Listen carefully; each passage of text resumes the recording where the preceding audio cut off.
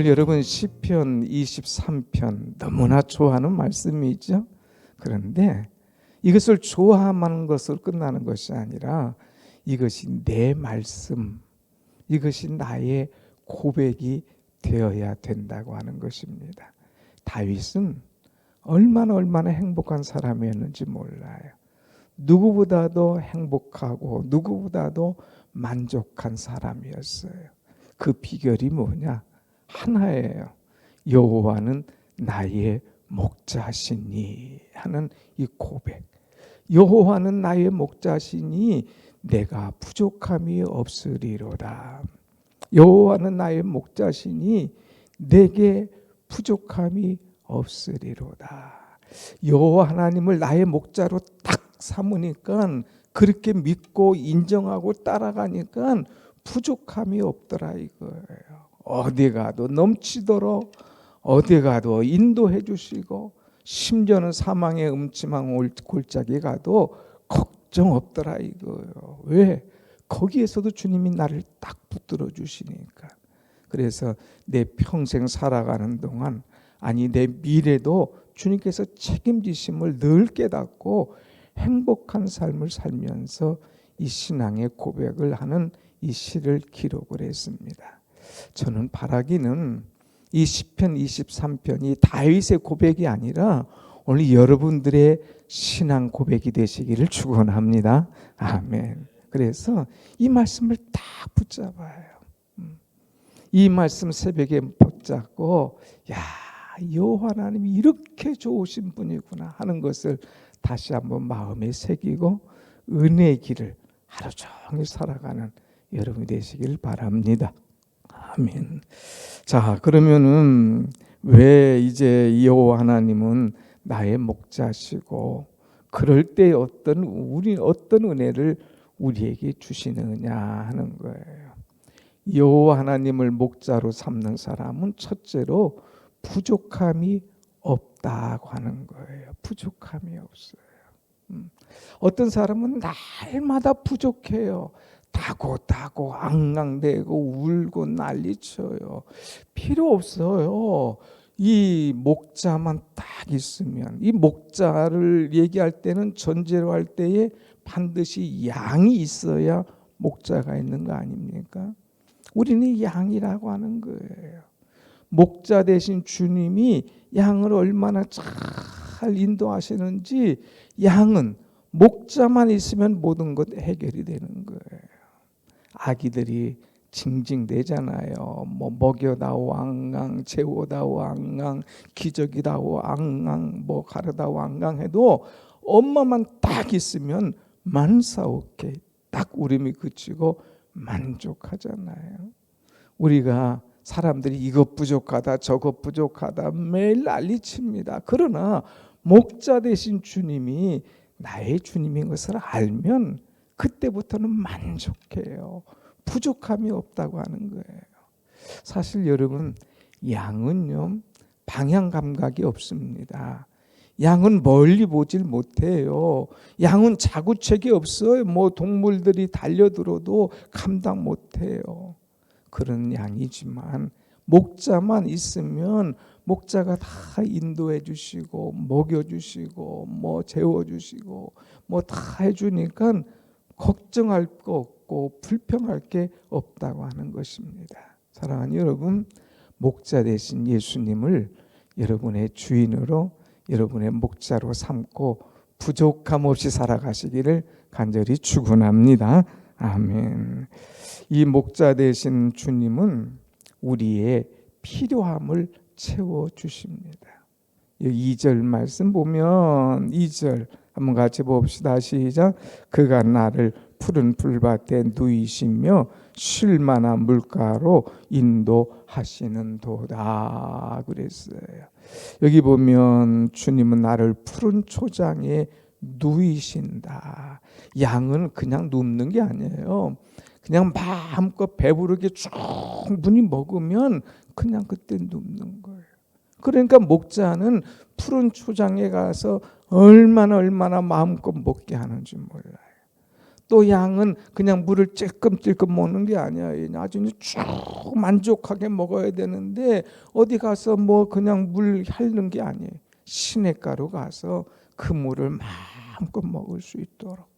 그래서 푸른 초장으로 쉴 만한 물가로 인도하시는도다 그랬어요.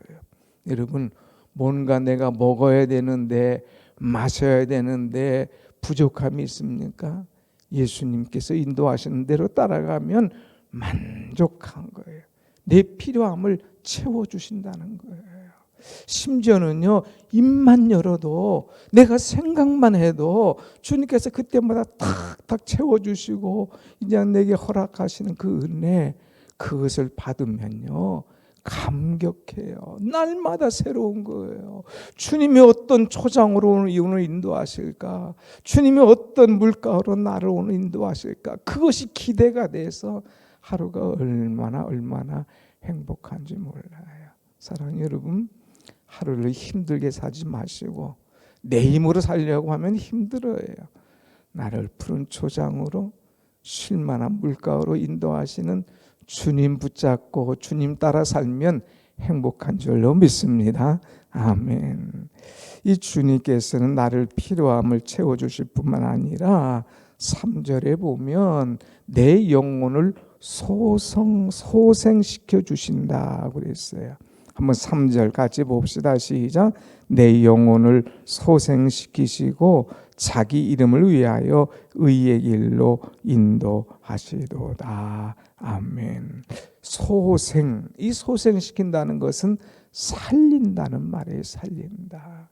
앞에서는 배고픈 육체를 살려놓으셨잖아요. 쉴만한 물가, 또 이제 푸른 초장, 그래서 배고픈 것들을 충분하게 살려놓는데 우리 주님은 내 육체 배고픔만 해결해 주시는 분만 아니라 내 영혼을 새롭게 하시는 분이에요. 영혼이 새로워져야 되는 거예요. 어떤 사람 마음껏 먹었는데 영혼이 불안해, 영혼이 죽어가. 그건 영혼이 침체되고 영혼이 우울해지고 영혼이 낙심되면 아무것도 아니에요.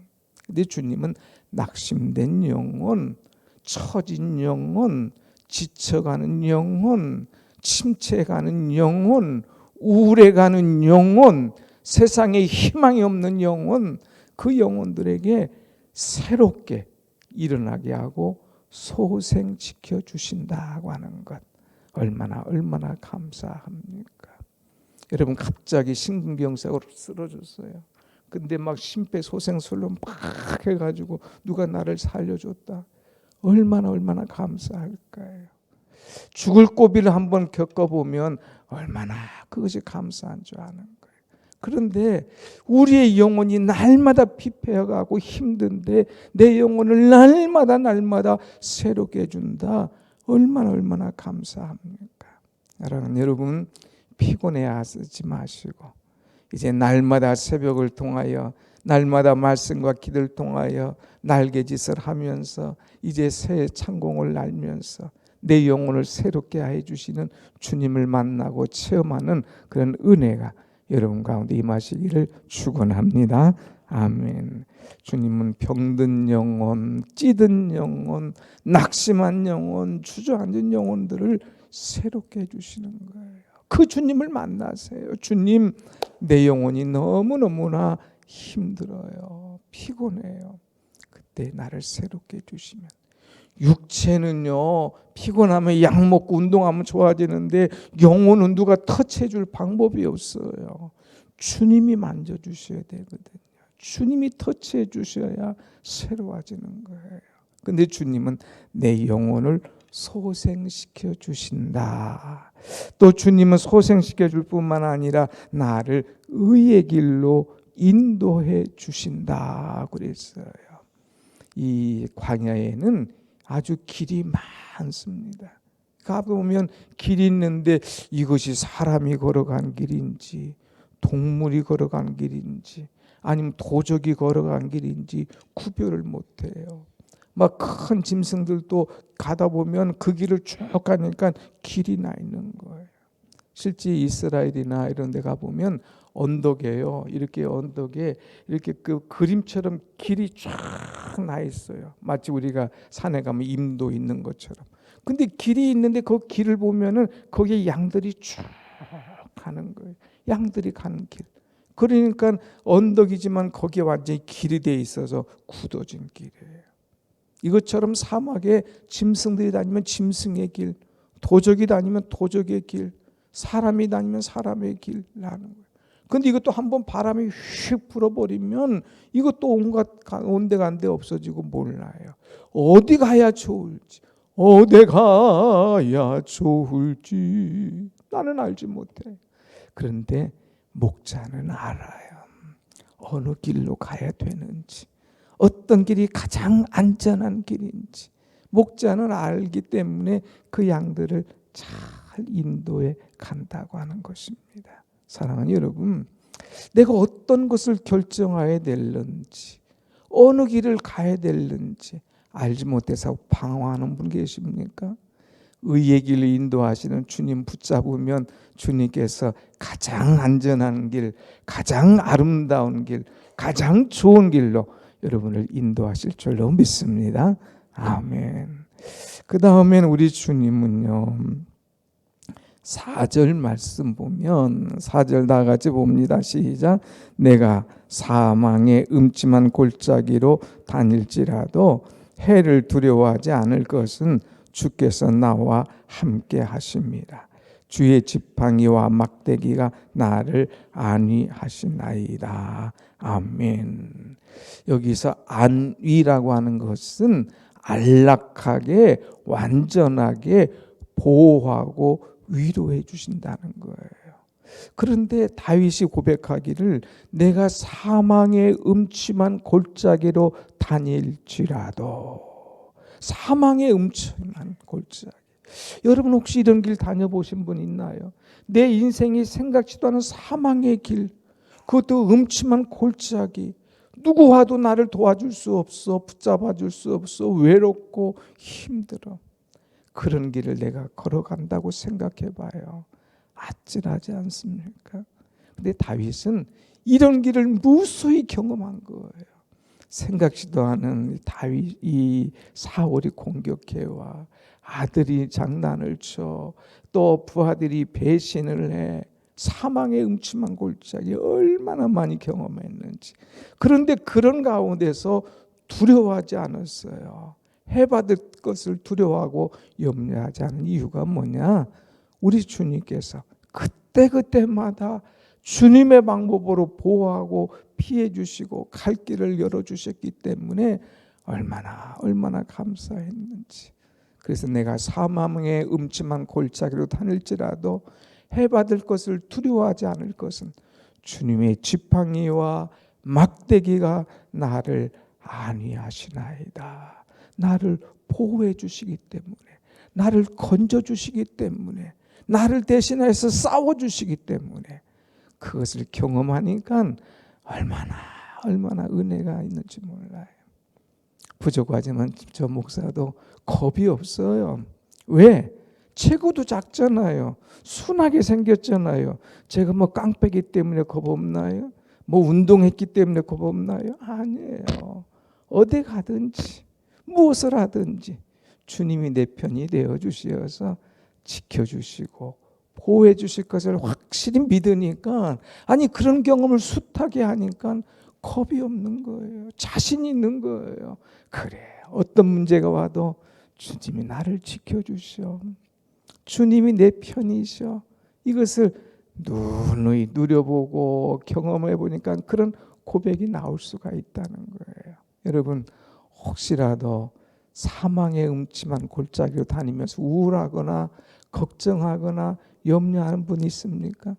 목자 대신 주님의 나의 목자임을 분명히 믿고 주님을 따라가세요. 그 염려와 불안이 사라지게 될 줄로 믿습니다. 아멘. 그 다음에 5절 말씀 보겠습니다. 5절 시작. 주께서 내 원수의 목전에서 내게 상을 차려주시고 기름을 내 머리에 부으셨으니 내 잔이 넘치나이다.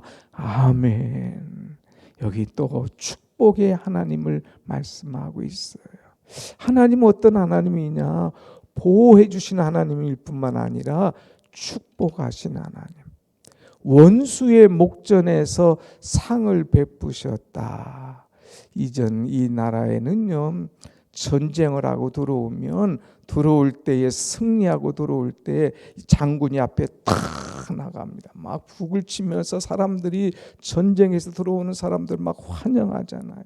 이기고 들어올 때 그 개선 장군 막 환영을 해요. 장군이 들어와요. 병사들이 따라와요. 그 뒤에 누가 따라오느냐? 이제 그 적군들이, 포로들이 끌려오는 거예요. 그래서 끌려와서 그들을 앞에 놓고 그들 앞에 이제 왕이 잔치를 탁 열어주는 거예요. 나를 죽이려고 했던 원수, 나를 힘들게 했던 원수, 그 원수들 앞에서 이제 침이 꼴깍꼴깍 넘어가도록 이제 엄청나게 기름진 상을 탁 차려주는 거예요. 그래서 너희들 수고했다. 마음껏 먹어라. 정말 지친 너희들 피곤하지 않도록 마음껏 먹고 힘을 내라. 고맙다, 장하다, 수고했다. 왕이 막 잔치를 베풀어 주는 거예요.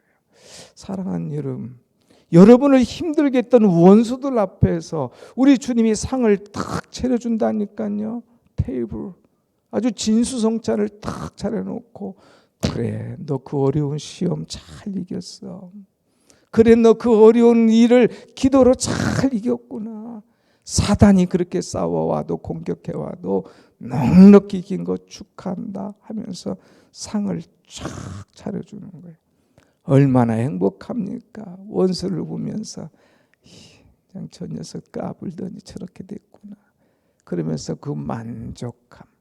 그런데 상만 차려줄 뿐만 아니라 주님이 기름으로 내 머리를 씌워주시는 거예요. 기름을 내 머리에 부어주시는 거예요. 그래서 내 잔이 넘치나이다. 이 은혜의 기름, 주님께서 인정하시는 기름, 축복의 기름을 이게 부어주시는 거예요. 그러니까 먹여주시고 기름 부어주시는 그 축복을 주신다는 것, 얼마나 행복합니까?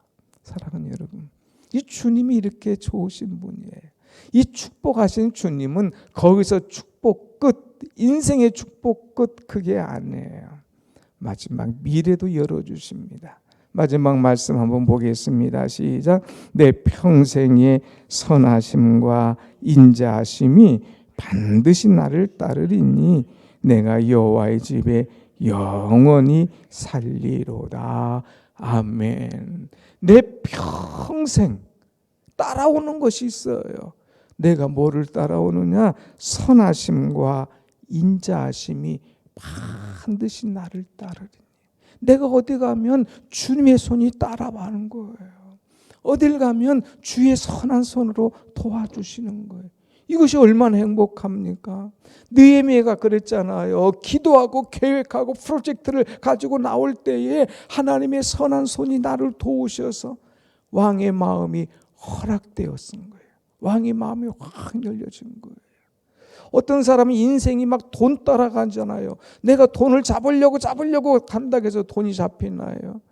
그런데 정말 축복된 사람은 돈이 따라온다고 그러잖아요. 내가 가면 막 돈이 따라와 부족함이 없는 거예요.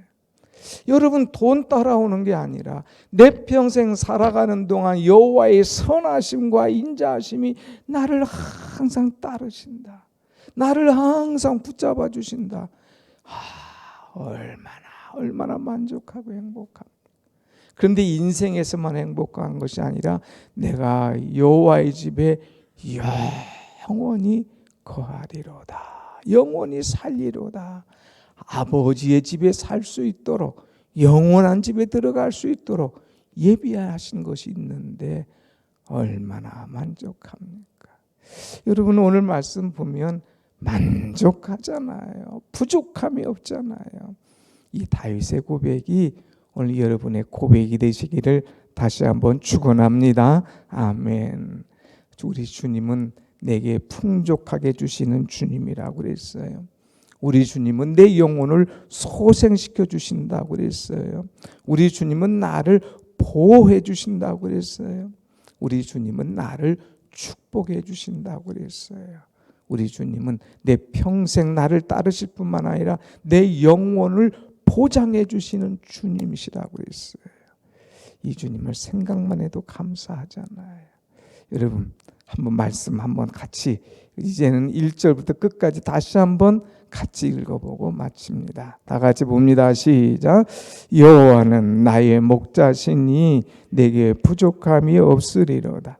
그가 나를 푸른 풀밭에 누이시며 쉴만한 물가로 인도하시는도다. 내 영혼을 소생시키시고 자기 이름을 위하여 의의 길로 인도하시는도다. 내가 사망의 음침한 골짜기로 다닐지라도 해를 두려워하지 않을 것은 주께서 나와 함께 하심이라. 주의 지팡이와 막대기가 나를 안위하시나이다. 주께서 내 원수의 목전에서 내게 상을 차려주시고 기름을 내 머리에 부으셨으니 내 잔이 넘치나이다. 내 평생의 선하심과 인자하심이 반드시 나를 따르리니 내가 여호와의 집에 영원히 살리로다. 아멘. 이 새벽에 나오신 여러분, 이 땅에서도 행복하게 살 뿐만 아니라 여호와의 집에서 영원히 사는 그런 복을 함께 누리시기를 간절히 축원합니다. 아멘. 기도하겠습니다.